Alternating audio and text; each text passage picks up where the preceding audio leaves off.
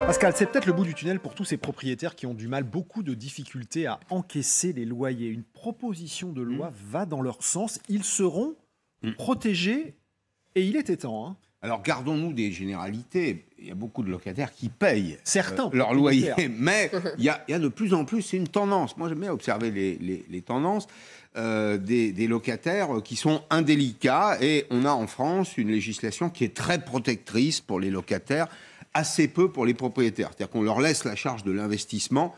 Puis ensuite, c'est un peu les règles du marché, c'est même parfois le western. Et on a un député, M. Kasbarian, qui a le courage de s'attaquer à ce scandale de la République. Je pèse bien mes mots parce qu'il s'agit en réalité d'une espèce de violation d'un droit constitutionnel qui est le droit de propriété. En 2021, je parle de ces locataires indélicats, c'est-à-dire des gens qui occupent un local, un appartement ou une maison, qui ne payent pas leur loyer et qui se maintiennent en l'état. En 2021, le gouvernement lui-même avait adressé une circulaire au préfet leur demandant de ne pas prêter le concours de la force publique contre des locataires défaillants, vous avez bien entendu, des locataires défaillants condamnés par la justice, par un juge qui rend une décision au nom du peuple français. Monsieur Kasbarian a tout à fait raison de vouloir mettre fin à cette situation et sa proposition crée un délit d'occupation sans droit ni titre d'un logement d'autrui en violation d'une décision de justice.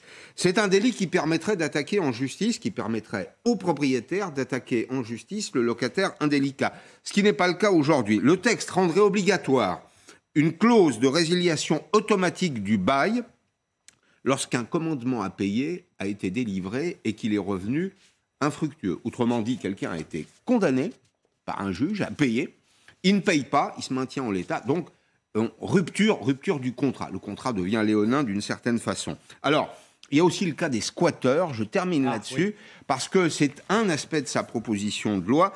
Monsieur Kasbarian voudrait mettre à égalité le squatteur et la victime du squatteur. Vous allez voir que c'est très très loin d'être le cas aujourd'hui. Quelle est la situation? Aujourd'hui, un squatteur encourt, quelqu'un qui vient occuper votre maison, résidence principale ou secondaire, qu'importe, c'est votre bien, vous l'avez payé, il est à vous.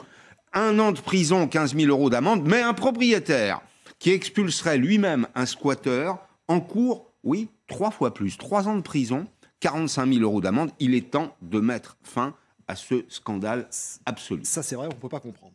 Ça, les spectateurs qui nous regardent, on ne peut pas comprendre. Et on ne comprend pas. D'autant que, très souvent, l'investissement locatif, c'est l'investissement d'un particulier. C'est quelqu'un qui a travaillé, bien qui s'est fait un petit complément de retraite. Locatif, bien sûr.